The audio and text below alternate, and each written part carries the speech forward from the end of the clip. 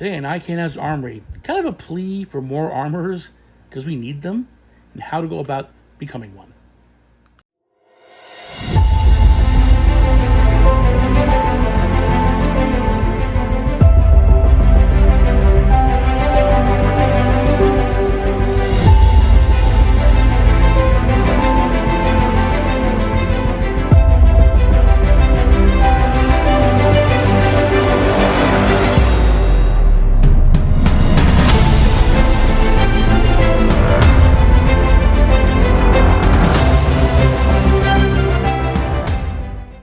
Okay, so in the quarter century I've been armoring, and the 10 or so years, I've been actually 12 years now, I've been on the national hire list and regional hire list.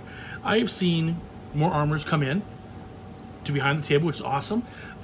They may have learned from my videos or asking armorers videos or been topping armor at their club. Regardless, the important thing is they're with us now behind the table. There are times though when we need to have more available in the area on call. For example, in San Diego division, there are 4 armorers right now who are qualified to work any event in the nation. There's also one more trainee who's very good. If she sees this video, kid, awesome job, and she'll probably be behind the table as a paid person, hopefully pretty soon. But in LA, there's just me, because Dan DeShane has passed away, Dave Clark's passed away, a couple other armorers I see. I haven't seen one in the sport for a while. Another one is not on the hire list. So we have issues occasionally. I'll give you one. Ontario regional last year, I think it was, and we originally supposed to have 6 armorers at the table. 3 of us could drive in because we're relatively close. I live 40 miles away from the venue. The other 3, one was driving in, but he was working and couldn't come into the following day. Right. The other 2, one had a medical issue, couldn't fly in, and the other one had missed his flight and couldn't get a flight in. So we went from 6 armors on day 0, when most of the control happens, to 3, and we worked our tushes off because we had to. We tried calling another armor out of San Diego, but we didn't know that armor was in London on vacation, obviously not available. So the more armors we have available to call in, the better. Armors get called in all the time. I've been called in to a national event at the last minute. Was called into Portland last year, but I was working for Alliance. We're all, if you're available, you might get the call, hey, can you come in? Someone had to pull out. It happens all the time. We need to get you ready though. So what you need to do is talk to a head tech in your area. If you know any, if you go to a NAC or regional, ask who's the head tech, and ask what's the procedure. If you know how to do armory, and more importantly, how to do armory as an event armor, not a repair tech. They're a little different, because the event armory is worried about setting up the event, making sure everything's working properly, doing weapons control, and doing strip calls, and then tearing down. We're not doing repairs because that's not our job. That's the job of the vendor.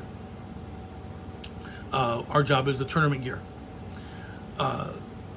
So ask the head tech, what are the requirements? I think the volunteer once or maybe twice at an event, and volunteering means you're not getting paid, sorry. You're covering your own travel, your own housing, your own food. I think you have to be an adult. For example, the armor I referenced earlier is a minor, so she can't get on the hire list yet.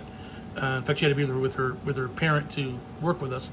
But if you're an adult, then you can, after I think 1 or 2 volunteerings at either regional or national, depending on what the head tech is, you can probably get approved on the hire list. Depends what the report from the head tech says.